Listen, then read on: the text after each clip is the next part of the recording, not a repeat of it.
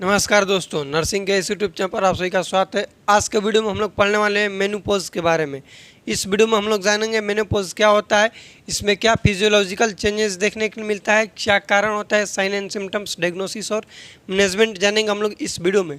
सबसे पहले जानेंगे हम लोग टॉपिक अपना कि मेनोपॉज होता क्या है। मेनोपॉज दो शब्द से मिलकर बना हुआ है। एक है मेनो, जिसका मतलब होता है मेंस्ट्रुअल साइकिल, और पॉज का मतलब स्टॉपेज हो जाना। मेनो मतलब मेंस्ट्रुअल और पॉज का मतलब स्टॉपेज होना।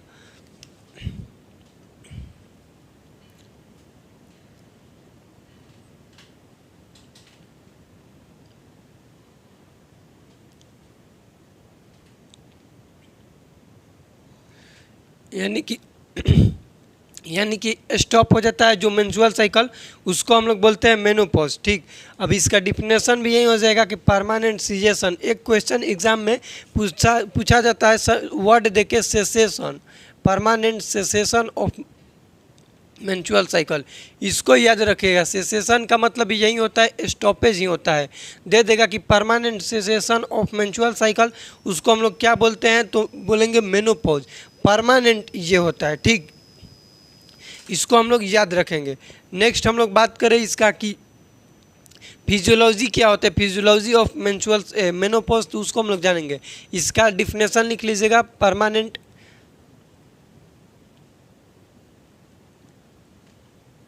परमानेंट सेजेशन ऑफ मेंस्ट्रुअल साइकिल,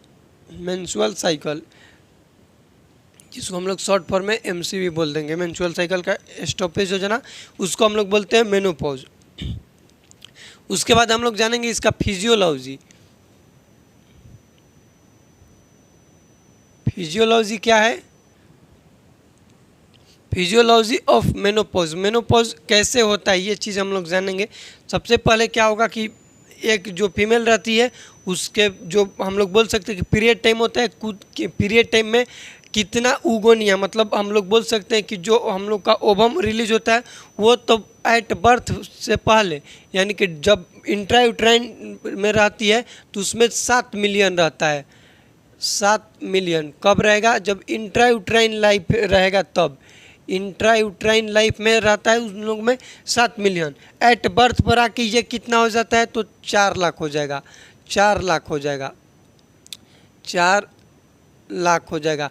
उसके बाद प्यूबर्टी पर आकर और कम होगा, 30-40 हज़ार रह जाएगा।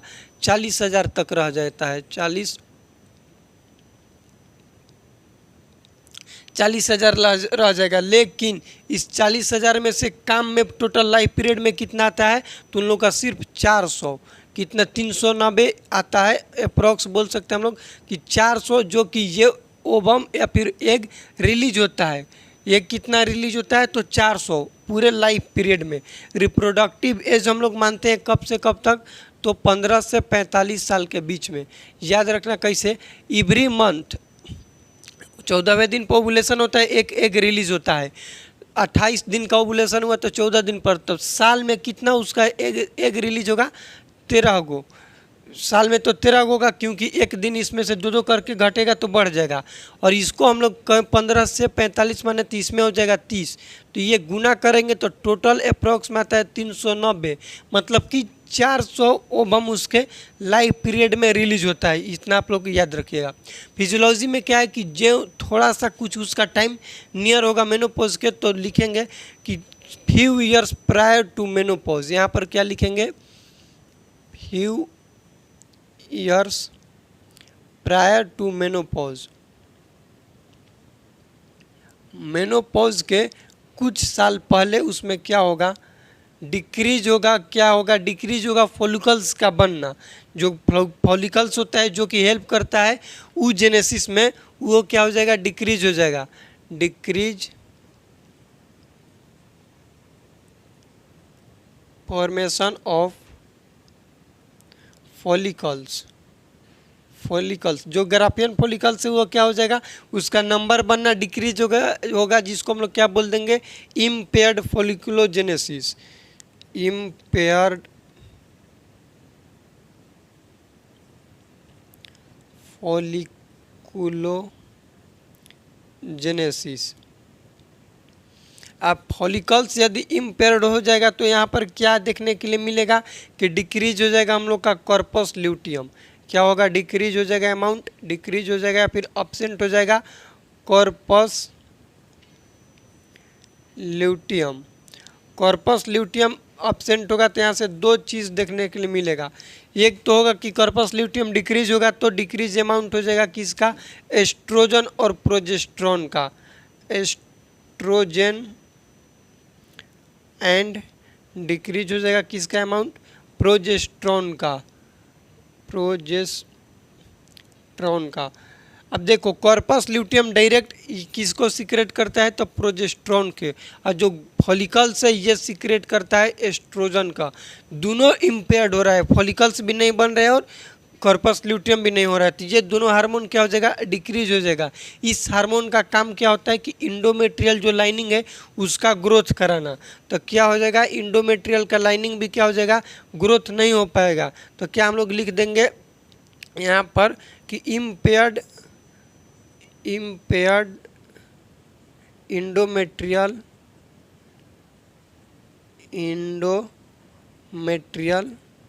ग्रोथ। ग्रोथ ही उसका इम्पेयर्ड हो गया तो उसका क्या नहीं होगा? शेडिंग नहीं होगा। शेडिंग मतलब क्या होता है कि वहाँ वो टूटेगा नहीं, और ये शेडिंग नहीं होगा तो मेंस्ट्रुअल साइकिल नहीं हो जाएगा। अब्सेंट क्या हो जाएगा? अब्सेंट रहेगा ब्लीडिंग। अब्सेंट क्या होगा? ब्लीडिंग होगा। ब्लीडिंग नहीं होगा, उसी को तो हम लोग बोलते हैं बेसिकली होता क्या कि ब्लीडिंग ही तो होता है। लाइनिंग टूटेगा, ब्लीडिंग होगा, उसी को हम लोग मेंस्ट्रुअल साइकिल बोलते हैं। तो अब्सेंट हो जाएगा ब्लीडिंग, जिसको हम लोग क्या बोल देंगे? यहाँ पर मेंस्ट्रुअल साइकिल बोल देंगे। यहाँ पर हम लोग लिख लेंगे कि यहाँ पर क्या देखने को मिलेगा? कॉर्पस ल्यूटियम डिक्रीज रहेगा तो नो ओवुलेशन। ओवुलेशन नहीं होगा, जिसको हम लोग क्या बोलते हैं? एन ओवुलेशन बोलते हैं। Anovulation. ये हो गया हम लोग का फिजियोलॉजी। ये एकदम सिंपल है, फिजियोलॉजी ऑफ मेंस्ट्रुअल साइकिल। पहले हम लोग मेनोपॉज, फिजियोलॉजी ऑफ मेनोपॉज।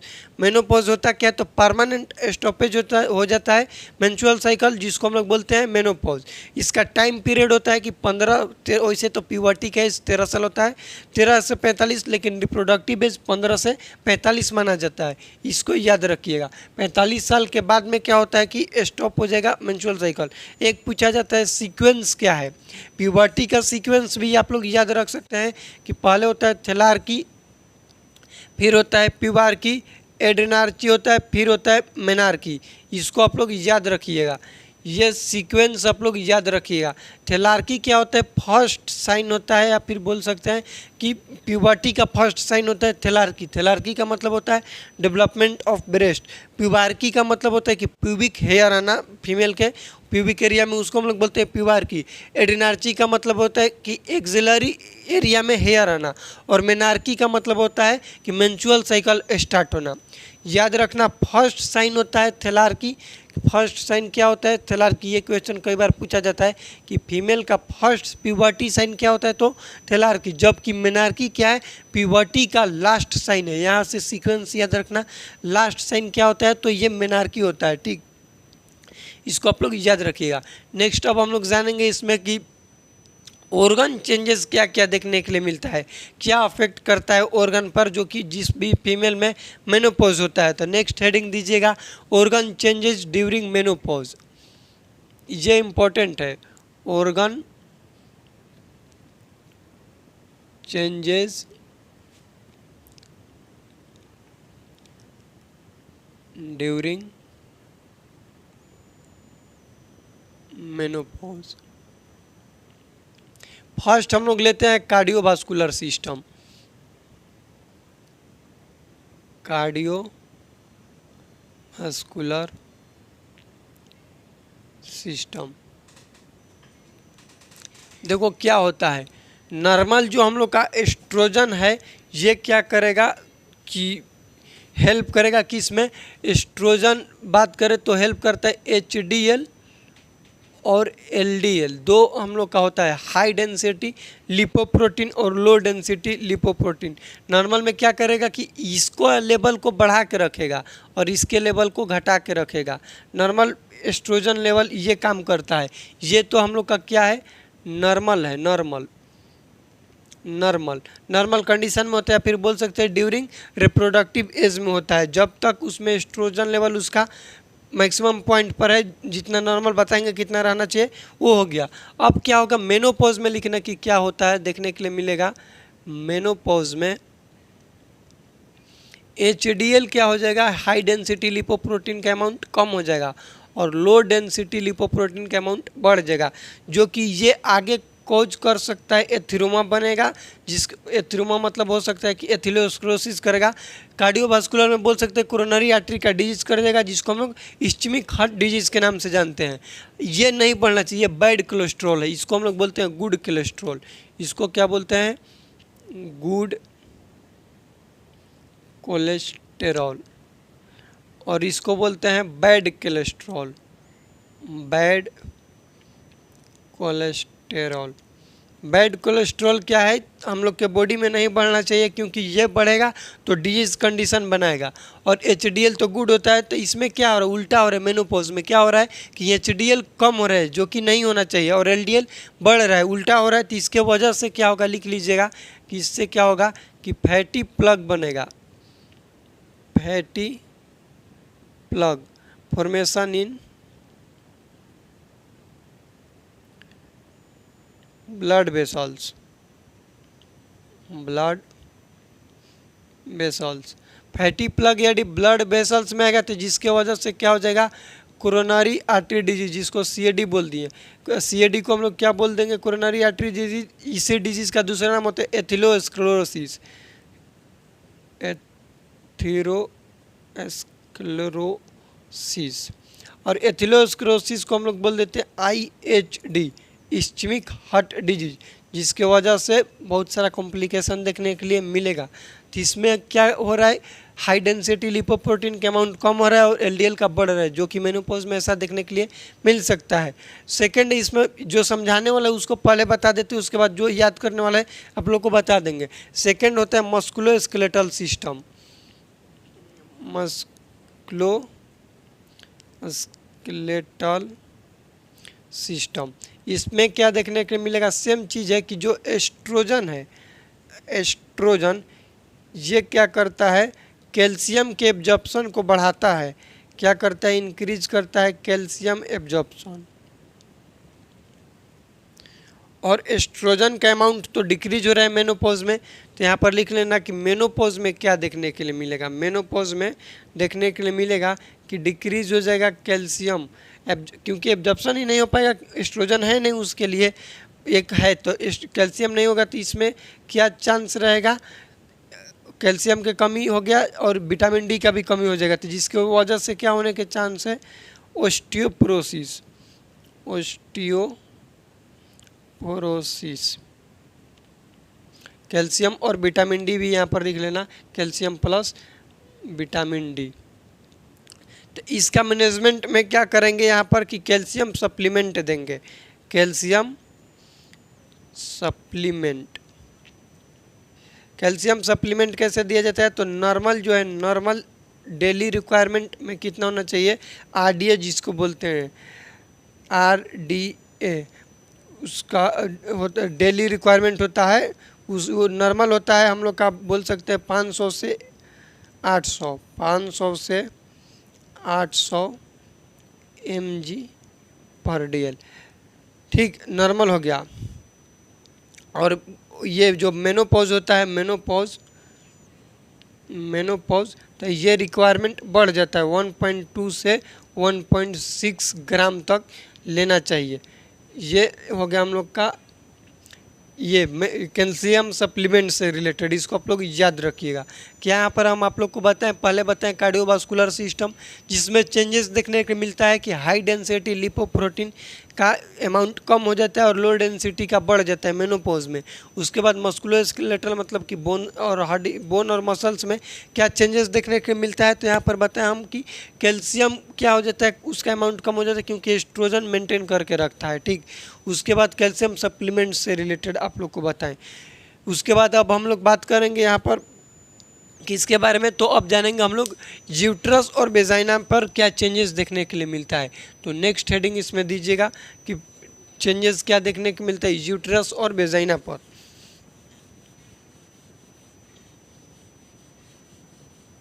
पहले लिखिएगा हेडिंग यहाँ पर कि वेजाइना पर क्या चेंजेस देखने के लिए मिलता है, 3rd नंबर देकर।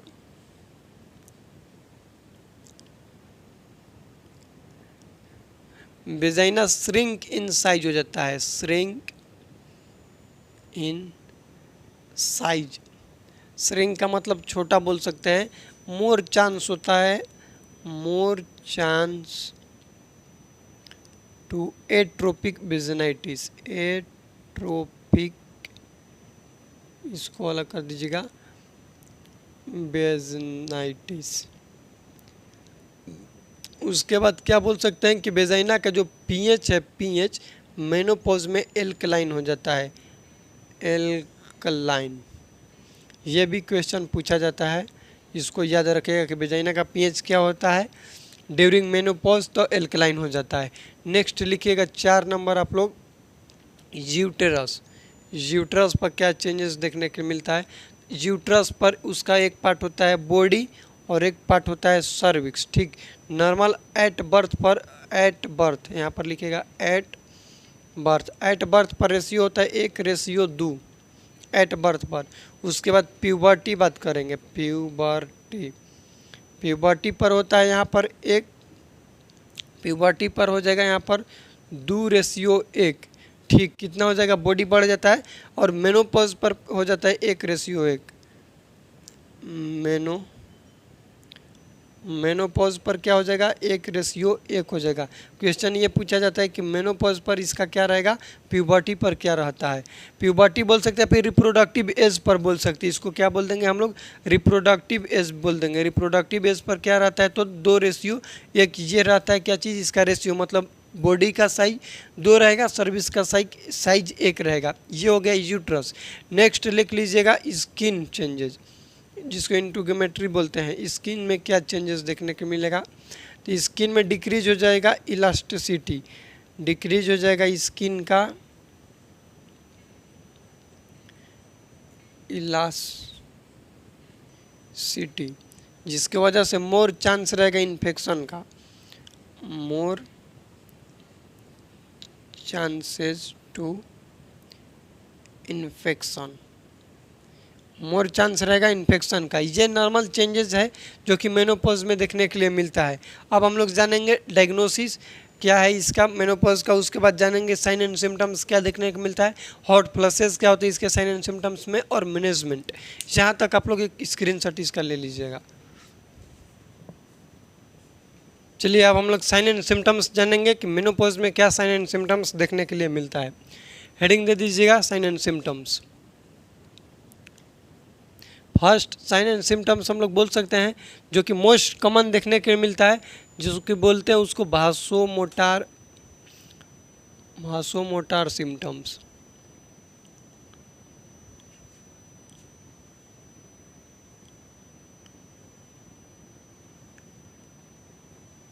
इसमें देखने को मिलता है हॉट फ्लशेज, हॉट फ्लशेज। और ये क्वेश्चन एग्जाम में पूछा जाता है, तो इसको याद रखिएगा कि क्या होता है हॉट फ्लशेज। हॉट फ्लशेज तो ये होता है कि हम लोग बोल सकते हैं इसका डिफिनेशन की sudden intense feeling of warm, अचानक से जो फीमेल है उसको क्या देखने के लिए मिलेगा, वह मतलब उसके बॉडी में गर्म देखने के लिए मिलेगा ड्यूरिंग नाइट टाइम, उसको हम लोग बोलते हैं हॉट फ्लशेज। याद रखना ये मोस्ट कॉमन सिम्टम्स माना जाता है मेनोपॉज वाले वोमेन में, ये देखने के लिए मिलता है ड्यूरिंग नाइट टाइम ही ये होता है। अनबेरेबल होगा, ये कैसा होता है,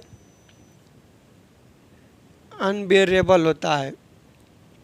कब होगा, तो ड्यूरिंग नाइट टाइम में होता है, मोस्ट कॉमन होता है। ऐसे कभी भी हो सकता है लेकिन most common during night time में ये देखने के लिए मिलता है। नेक्स्ट हम लोग जानेंगे, सेकंड नंबर लिख लेना, जेनाइटो यूरिनरी सिस्टम पर क्या चेंजेस देखने के लिए मिलेगा। Genito urinary system, genito urinary system पर पहले हम लोग बात करेंगे कि पीएच जो है वहाँ पर आप लोग को बताते हैं पीएच क्या हो जाता है, एल्कलाइन हो जाता है, एल्कलाइन देखने के लिए मिलेगा, ठीक। उसके बाद डिस्फेरेनिया देखने को मिलेगा, डिस्फेरेनिया।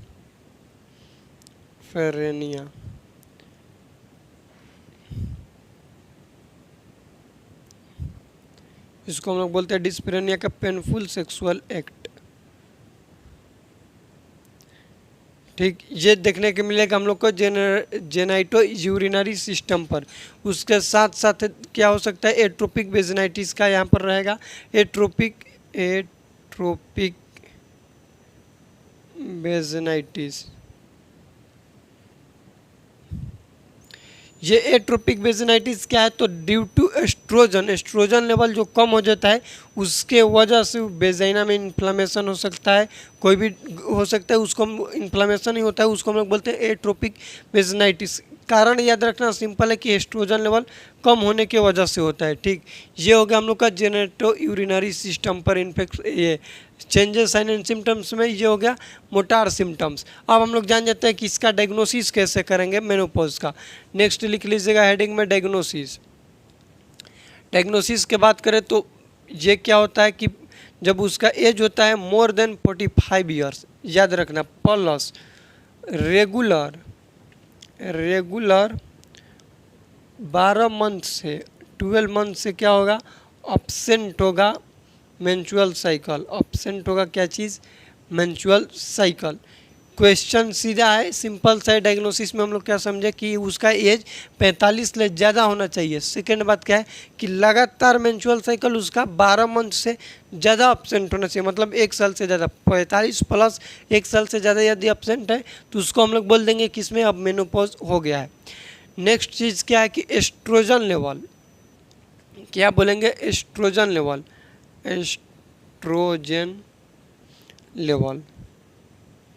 एस्ट्रोजन लेवल जिसमें क्या होता है कि 30 से 45 पिकोग्राम होता है, पिकोग्राम पर ml।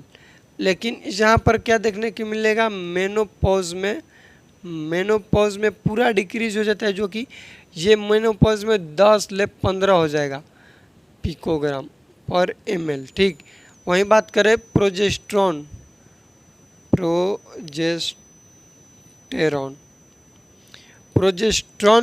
ये हम लोग का बात करें इसमें तो ये रहता है 1 से 6 पिकोग्राम।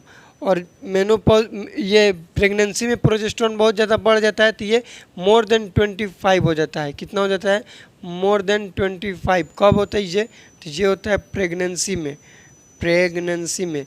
और बात करें मेनोपॉज में तो ये डिक्रीज होके हो जाए कितना, 102-3 पिकोग्राम ml हो जाता है। मेन अफेक्ट करता है एस्ट्रोजन का क्वेश्चन पूछा जाता है। ठीक, ये हो गया डायग्नोसिस। अब जानेंगे हम लोग मैनेजमेंट क्या किया जाता है मेनोपॉज में। मैनेजमेंट याद रखिएगा, यहाँ पर लिख देते हैं। मैनेजमेंट में ज़्यादा कोशिश करेंगे कि इसको बोल के समझा दें। मैनेजमेंट में पहले करते हैं नॉन हार्मोनल, और एक करते हैं हार्मोनल जिसको बोल देंगे HRT, हार्मोनल रिप्लेसमेंट थेरेपी। उसके बाद किया जाता है सर्जरी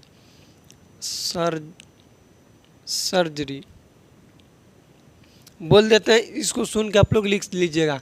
नॉन हार्मोनल में क्या करेंगे, हार्मोन से रिलेटेड नहीं है, तो इसमें क्या किया जाता है कि जो कैल्शियम का अमाउंट कम हो रहा था उस कैल्शियम सप्लीमेंट देंगे। ठीक, कैल्शियम सप्लीमेंट्स के साथ साथ क्या उसमें कॉम्प्लिकेशन देखने को मिलता है, क्या क्या चांस होता है, तो इस्चमिक हार्ट डिजीज से रिलेटेड है।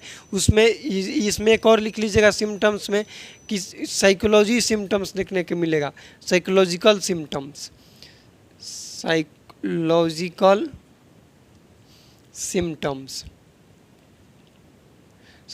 सिम्टम्स में एंजाइटी, डिप्रेशन, बहुत ज़्यादा दिन से रहेगा तो डिप्रेशन भी देखने के लिए मिलेगा। इंसोम्निया, ये सब सिम्टम्स देखने के लिए मिलेगा किसमें, मेनोपॉज वाले वुमेन में। तो एक तो हम लोग कैल्शियम सप्लीमेंट देंगे, उसके साथ साथ ये सिम्टोमेटिक बेस्ड ट्रीटमेंट करेंगे, याद रखना। जैसे एंजाइटी है तो एंटी एंजाइटी ड्रग दे देंगे। ठीक, उसके बाद इसको दे देंगे। डिप्रेशन क्या है तो एंटी डिप्रेसिव दे देंगे, कोई भी इंसोम्निया है उसको दे देंगे। एक दवा लिख लीजिएगा, दिया जाता है क्लोनिडिन। किसको देते हैं, क्लोनिडिन। ये क्यों दिया जाता है, तो to treat to treat the hot flushes. Hot flushes, female में जो हॉट फ्लसेज हो रहा था, मतलब कि नाइट टाइम उसको अचानक से गर्मी जैसा लग रहा था, उसके मैनेजमेंट में, ट्रीटमेंट में दिया जाता है क्लोनिडिन। इसको आप लोग याद रखिएगा। नेक्स्ट बात करें हार्मोनल रिप्लेसमेंट थेरेपी, जिसको HRT बोलते हैं। हम लोग HRT में दो लेते हैं, एक तो लेते हैं ओनली एस्ट्रोजन या फिर कंबाइंड। प्रोजेस्टेरोन सिंगल नहीं देंगे, ओनली एस्ट्रोजन या फिर कंबाइंड। ओनली एस्ट्रोजन उस फीमेल में दिया जाता है जिसमें उसका हिस्टेरेक्टमी हुआ, मतलब यूट्रस नहीं है, यूट्रस को रिमूव किया गया है। क्यों? क्योंकि यदि डायरेक्ट ओनली एस्ट्रोजन देते हैं तो एस्ट्रोजन का फंक्शन होता है, काम होता है कि वो यूट्रस में हाइपरप्लेजिया कराएगा, हाइपरट्रोफी कराएगा। किसी भी फीमेल का यूट्रस अभी इंटेक्ट है उसके इनसाइड बॉडी में, तो यदि खाली एस्ट्रोजन देंगे तो क्या होगा, उसके यूट्रस को हाइपरप्लेजिया कराएगा, हाइपरट्रोफी कराएगा, जिसकी वजह से फाइब्राइड यूट्रस हो जाएगा या फिर यूट्रस का कैंसर भी देखने के लिए मिल सकता है। लेकिन कब देंगे तो इसको याद रखिएगा। फर्स्ट HRT में क्या लिखेंगे, ओनली एस्ट्रोजन, ओनली एस्ट्रोजन। कब देते हैं, जब हिस्टेरेक्टमी डन रहेगा, हिस्टेरेक्टमी डन रहेगा तब देते हैं। कितना देते हैं, तो देते हैं 0.625 mg से लेकर के 1.25 mg। इसको याद रखिएगा, ठीक। नेक्स्ट हम लोग का हो गया किसको, कंबाइंड।